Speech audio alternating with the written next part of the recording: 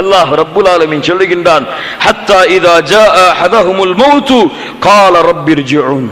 ஒவ்வொரு மனிதனுக்கும் மரணம் அடைந்தால் அவன் சொல்லுவான், யா அல்லாஹ் ரப்பி ர்ஜிஊன். பாவி சொல்லுவான், என்னை திருப்பி அனுப்பு யா அல்லாஹ், இந்த பூமிக்கு மீண்டும் இந்த பூமிக்கு அனுப்பு.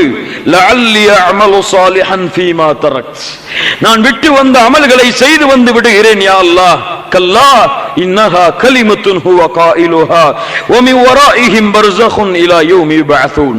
அந்த வார்த்தை வெறும் பேச்சுதான். அல்லாஹ் அவனுக்கும் இந்த உலகத்திற்கும் இடையிலே பர்ஸக் என்ற திரையை அல்லது கபருடைய வாழ்க்கையை அல்லாஹ் வைத்திருக்கிறான். மீண்டு வர முடியாது. இதை எண்ணி பார்த்து நல்ல அமல்களை செய்தால், ஒரு தொழுகையை விடும் பொழுது, நாளை ஒருவன் உதாரணமாக இஷாவுடைய தொழுகையை விடுகிறான். இஷாவுடைய தொழுகையை விட்டு அவன் உறங்கக்கூடிய நேரத்தில் அவனுடைய உள்ளம் சொல்லும், நஃப்சுல் அம்மாரா ஏவும், நீ இந்த இஷாவுடைய தொழுகையை விட போகிறாய், காலையில் தொழுகாமல் இருக்கும் பொழுது உன்னை மரணம் வந்தடைந்தால் என்ன செய்வாய் என்று கேட்கும். யாரும் காலை ஃபஜ்ருடைய தொழுகையை தொழாமல் தூங்கிக் கொண்டிருப்பான். உள்ளம் கேட்கும், நீ தொழாமல் காலை சூரியன் உதித்து விட்டால், அந்த நேரத்திலே அல்லாஹ் உன்னுடைய உயிரை கைப்பற்றி விட்டால் உன் நிலைமை என்ன என்று கேட்கும். அவன் அதை எடுத்துக்கொண்டு நன்மையின் பக்கம் விரைந்தால் இந்த மரணத்தின் நினைவின் காரணமாக அவன் பாவத்திலிருந்து விடுபடுவான். அடுத்ததாக பாவத்தை நினைவு கூறக்கூடிய அந்த அடியான் தன்னுடைய மரணத்தின் முடிவை எண்ணி பார்க்க வேண்டும். ஹவாத்திம், அவனுடைய முடிவு என்ன, என் முடிவு என்ன, எந்த நிலையிலே நான் மரணம் அடைவேன்? மிக முக்கியமான செய்தி கண்ணியத்துக்குரியவர்களே, எந்த நிலையிலே என் மரணம் வரும்? ஏன் யுபஅஸுல் அப்து அலா மமாத அலை. அல்லாஹ்வுடைய தூதர் சொன்னார்கள், ஒரு அடியான் எந்த நிலையிலே மரணமாகிறானோ அதே நிலையில்தான் மறுமையிலே எழுப்பப்படுவான். யாரும் யாரும் சிந்தித்து பாருங்கள். எம்மில் பலர், எத்துணையோ மக்கள் தொழுகையை தொழாத நிலையில் மரணமாக இருக்கிறார்கள். இவர்கள் நாளை மறுமையில் எழுப்பப்படும் பொழுது அல்லாஹ்வுடைய தூதர் சொன்னார்கள், காரூன வ ஃபிர்அவுன வ உபை இப்னு கலஃப். காரூனோடு, ஃபிர்அவுனோடு, உபை இப்னு கலஃபோடு தொழுகையை விட்டவர்கள் நாளை மறுமையில் எழுப்பப்படுவார்கள். எந்த நிலையிலே மரணமானானோ அதே நிலையில் தான் மறுமையிலே எழுப்பப்படுவான். யாருக்கு தெரியும்? அல்லாஹ்வுடைய தூதர் முஹம்மது ரசூலுல்லாஹ் ஸல்லல்லாஹு அலைஹி வஸல்லம் சொன்னார்கள், மனிதனுடைய உள்ளத்தை அல்லாஹ் தன்னுடைய இரண்டு விரல்களுக்கு இடையே வைத்திருக்கிறான். எப்படி அல்லாஹ் நாடுகிறானோ அப்படி அல்லாஹ் மாற்றுவான். அல்லாஹ்வுடைய தூதர் சொன்னார்கள், அல்லாஹும்ம ஸப்பித் கல்பி அலா தீனிக். யா அல்லாஹ், உன்னுடைய மார்க்கத்தில் என்னுடைய உள்ளத்தை உறுதிப்படுத்து. அல்லாஹ்வுடைய தூதர் சொன்னார்கள், ஒருவன் நன்மையின் அமல்களை செய்து கொண்டே இருக்கிறான். கொஞ்சம் கேளுங்கள். நன்மையின் அமலை செய்து கொண்டே இருக்கிறான். அவனுக்கும் அந்த நன்மையின் காரணமாக சொர்க்கத்தை அடைவதற்கும் இடையிலே ஒரு ஜான் தான் இடைவேளை இருக்கிறது, ஒரு முலம். அந்த அளவுதான். இந்த நன்மையை செய்தால் சொர்க்கம் சென்று விடுவான். இந்த நேரத்தில் அந்த அடியான் அவனுடைய விதி முந்திய காரணத்தால் பாவம் செய்வான், நரகத்திலே நுழைந்து விடுவான். யாரும் ஒரு அடியான் பாவங்களை தொடர்ச்சியாக செய்து கொண்டிருப்பான். அவனுக்கும் நரகத்தை அடைவதற்கும் இடையிலே ஒரு ஜான், அந்த அளவுதான் இடம் இருக்கும். அந்த அமலை செய்தால் நரகத்திலே நுழைந்து விடுவான். அவனுடைய வேதம் முந்தும், அவன் நன்மைகளை செய்வான், சொர்க்கத்திலே நுழைந்து விடுவான். யாருக்கு தெரியும்? தொழுது கொண்டே இருக்கிறேன், பிறகு தொழுது கொள்ளலாம் என்று விட்டிருப்பேன். அல்லாஹ் எனக்கு மரணத்தை கொடுத்தால், அல்லாஹ்வுடைய பாதையில் செலவழித்துக் கொண்டே இருப்பேன், அல்லாஹ் கட்டளையிட்டதை செய்து கொண்டே இருப்பேன், இந்த ஒரு வக்துக்கு விட்டு விடுவோம் என்று இருந்தால், அந்த நேரத்திலே மரணமானால்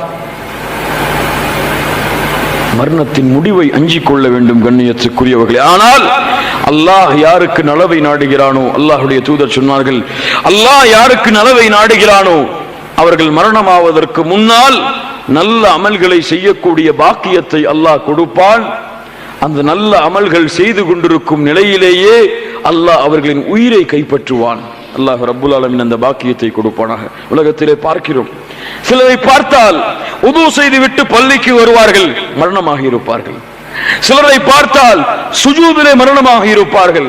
யாரும் என்ன பாக்கியம் இதெல்லாம் தெரியுமா கண்ணியத்துக்குரியவர்களே?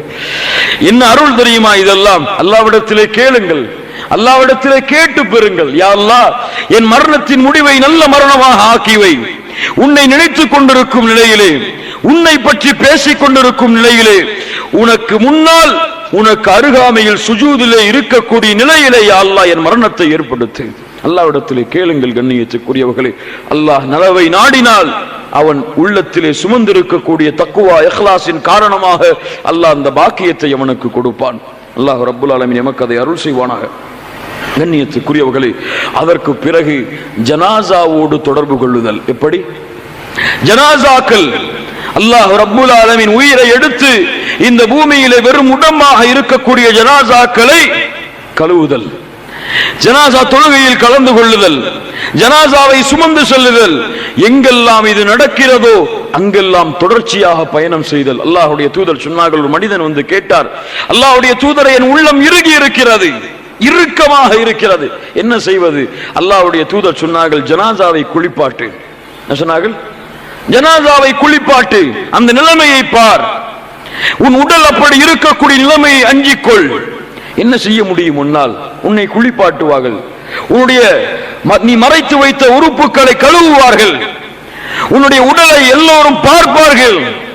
என்ன செய்வாய்? உன்னை சுமந்து செல்வார்கள்.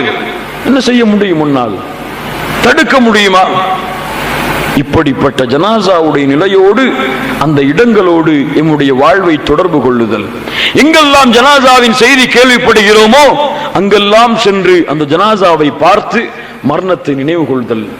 எங்கெல்லாம் ஜனாசாவுடைய தொழுகை நடக்கிறதோ அங்கெல்லாம் விரைந்து சென்று கலந்து கொள்ளுதல்.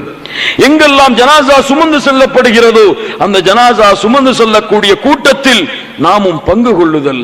அல்லாஹ்வுடைய தூதர் முஹம்மது ரசூலுல்லாஹ் ஸல்லல்லாஹு அலைஹி வஸல்லம் உடைய வழிமுறை இதெல்லாம் கண்ணியத்துக்குரியவர்களே. அல்லாஹ் ரப்புல் ஆலமீன் அந்த பாக்கியத்தை கொடுப்பானாக.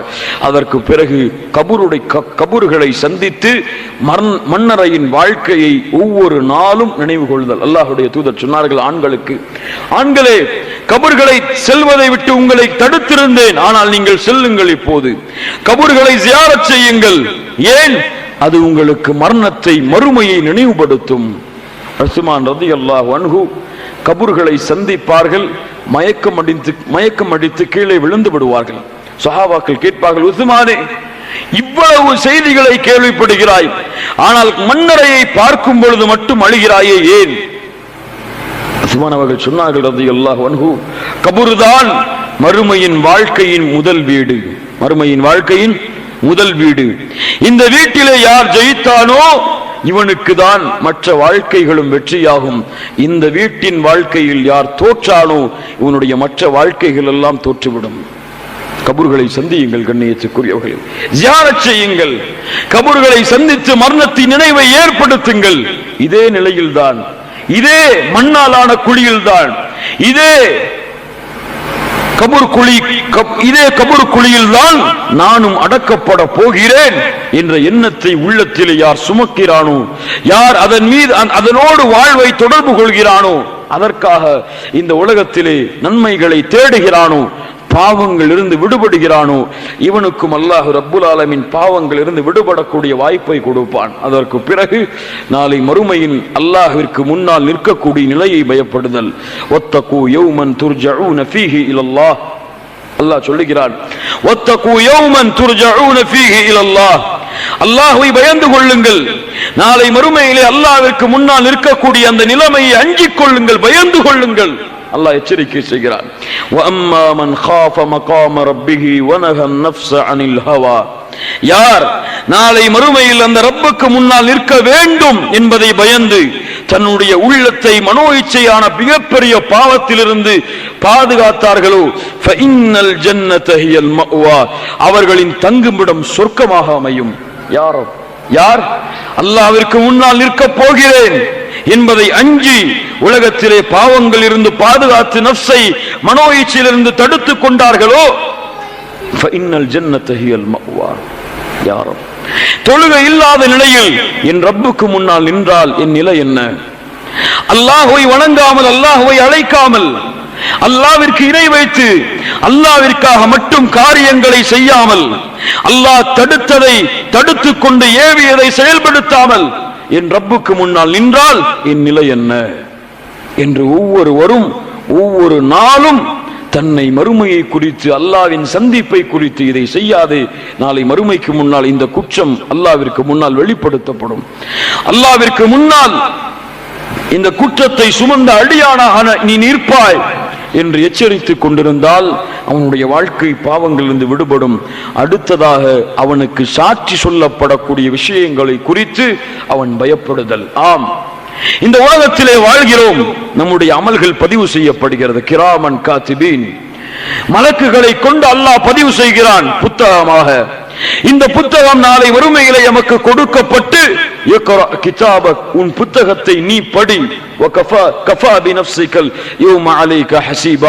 உன் புத்தகத்தை படித்து நீ தீர்ப்பு செய்து கொள், அது போதுமானது என்று எனக்கு சொல்லப்படும். اليوم نختم على أفواههم وتكلمنا أيديهم وتشهد أرجلهم بما كانوا يكسبون. அவன் செய்த செயலை பற்றி அவனுடைய நாவுக்கு சீலிடப்பட்டு தோள்களும் உடம்புகளும் பேசும். அல்லாஹ் பேச வைப்பான் தோலை, மறுமையிலே கேட்பான் அந்த அடியான், وقالوا لجلودهم لما شهدتم علينا. தோல் மறுமையிலே அவன் செய்த நன்மைகளை பாவங்களை சொல்லும் பொழுது தோலை பார்த்து கேட்பான், لما شهدتم علينا, ஏன் என்னோடு இருந்து எனக்கு எதிராக சாட்சி சொல்லுகிறாய்? லிம ஷஹித்தும் அலைனா. அந்த தோல் என்ன சொல்லும் தெரியுமா? காலு அன்தகனல்லாஹு அல்லதி அன்தக குல்ல ஷை. உலகத்திலே எல்லா படைப்பையும் யார் பேச வைத்தானோ அவன்தான், அந்த ரப்பு தான் எனக்கும் பேசுவதற்கு ஏவி இருக்கிறான், நான் வெளிப்படுத்துவேன். யாரோ என் தோல் சொல்லும் நான் செய்த பாவங்களை, நான் செய்த குற்றங்களை. என்னோடு இருந்த தோல் நாளை வறுமையிலே வெளிப்படுத்தும், அல்லாஹ் சாட்சியாக ஆக்குவான்.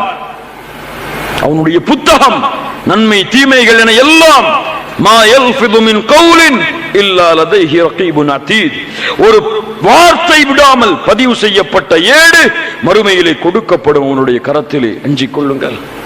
தோல் பேசும், கரங்கள் பேசும், பார்வை பேசும் அவன் பார்த்ததை பற்றி. யா அல்லாஹ், உன்னுடைய மக்கள் அல்லாஹ்வை வணங்கிக் கொண்டிருக்கக்கூடிய நிலையில் சினிமாக்களிலும் நாடகங்களிலும் தவறான காட்சிகளை பார்ப்பதிலும் அவனுடைய பார்வையை செலுத்திக் கொண்டிருந்தான். யா அல்லாஹ், அந்நிய பெண்களை பார்த்து ரசித்துக் கொண்டிருந்தான். யா அல்லாஹ், கண் பேசும், நாவு பேசும். யா அல்லாஹ், அல்லாஹ் நீ தடுத்த காரியங்களை விட்டு நீ ஏவாத காரியங்களை செய்து கொண்டிருந்தான். அந்நிய பெண்ணிடத்திலே பேசிக் கொண்டிருந்தான், பழகிக் கொண்டிருந்தான். நாவை கொண்டு அவன் சுகங்களை அனுபவித்துக் கொண்டிருந்தான். புறம் பேசினான், பொய் பேசினான், அவருடைய குறையை வெளிப்படுத்தினான், பிறருடைய உள்ளங்கள் காயப்படும்படியாக நடந்து கொண்டான். நாவு பேசும்.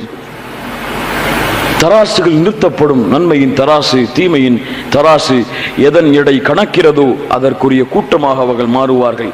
இந்த சாட்சி சொல்லப்படக்கூடிய நிலையை அஞ்சிக் கொள்ளுதல். அடுத்ததாக முஹாசபா, சோதிடுதல். ஒவ்வொரு நாளும் அவனை சோதித்து பார்த்தல். என்ன செய்து வைத்திருக்கிறாய் மறுமைக்காக? என்ன பாவங்கள் உன் ஏட்டிலே பதிவு செய்யப்பட்டிருக்கிறது? எப்போது நன்மையாக மாற்றப் போகிறாய்?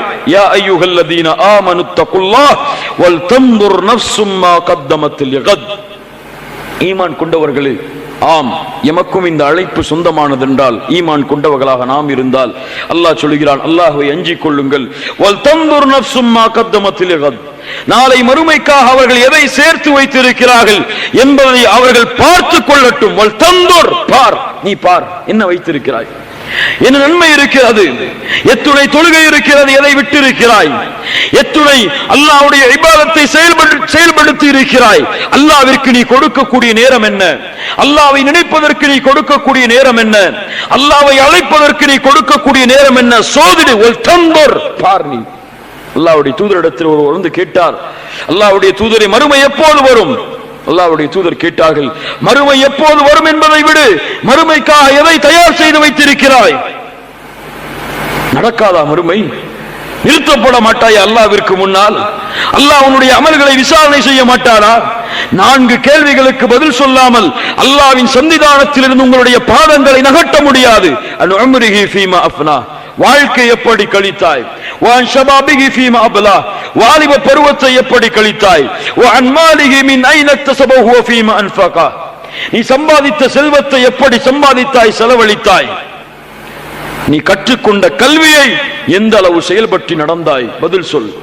4 கேள்விகளுக்கு அல்லாஹ்விடத்திலே பதில் கொடுக்காமல் அல்லாவின் சந்திதானத்திலிருந்து உங்களுடைய பாதங்களை நகட்ட முடியாது.